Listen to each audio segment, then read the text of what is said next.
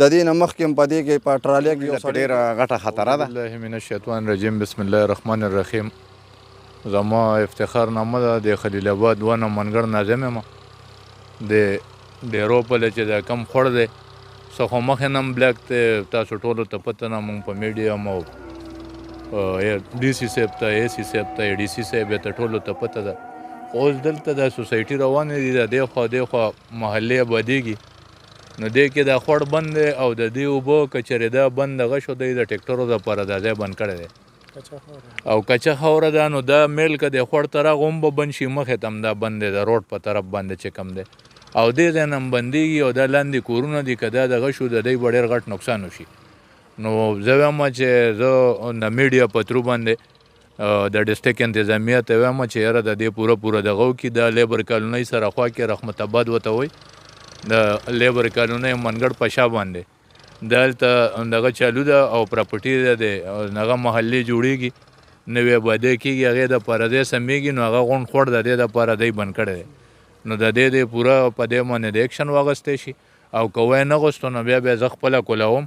نو په دې باندې بیا زما د انتظامیې نه هم دغه وي او د دې چې کوم مالکان دي هغوی ته هم ما ویلي دي، خو په دې باندې څه غوږ ونه ګرولې او دا مسله به انشاءالله مونږ بیا په خپله واره وکړو. په دې باندې ضلع انتظامیې څه غوږ ونه ګرولو او دا کار ونه شو، نو مونږ به د هغې خلاف راځو، دا به په خپله کولوم او د دې خلاف په احتجاج هم کوو. د دې بند خو داسې حساب ضروره چې د کورونو لته ډېره غټه خطره ده، نو لکه دا خو مطلب دا دی یو شاړ ځای وي نو که هلته کې سړی داسې بند ووایي نو هغه خو څه مسله نه ده، خو دې سره خو ډېر غټه بادۍ دی او دا غټه بادۍ هم داسې دی چې لکه نارمل دی، لکه ډېر مضبوطه بادۍ نه دی، د خوړ په غاړه دی، نو که چېرې دا بند مات شو نو بیا به دې کورونو له ډېر غټ نقصان او دا به بیا انتظامیه ووایي چې یاره مونږ په وخت باندې د دې مخنیوي ونه کړو، نو زور به هغوی لځي، بیا مونږ له بیا زور نه راځي،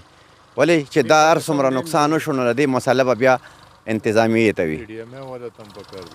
ډیمې والا هم په دې باندې اکشن واخیستی کي، نو زمونږ خواست دی مهرباني دی وکړي چې دی د مطلب دی د دې مخنیوي او د دې زر تر زره مطلب دا دی چې تپوس وکړي شي. دا کار چالو دی او د میډیا په ذریعه به تاسو دا مخامخ آبادي هم درله ښکاري، دا دومره اوبه دلته هم ډب شوي، دلته هم دې کې هر رنګه خطره راتلی شي، دلته دا واړه ماشومان ګرځي، دا دی دی پکې ډوبېدی هم شي، مړه کېدی هم شي، دی د څه نه خبره دي، دی خو خپل لالچ په مخ اخیستی دي، نه ورسره روکه شته نه ښه شته نه بد شته، به شاولې راوسي او دا درز درو یې جوړ کړی دی،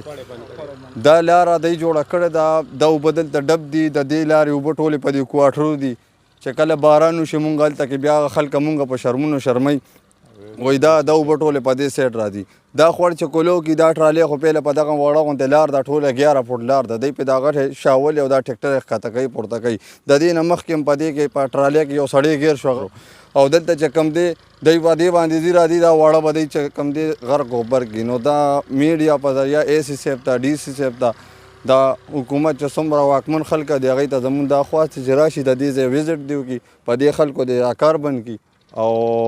نور چې کوم دی پس چې هغوی راشي د حالاتو ته وګوري بیا به پوه شي. والسلام.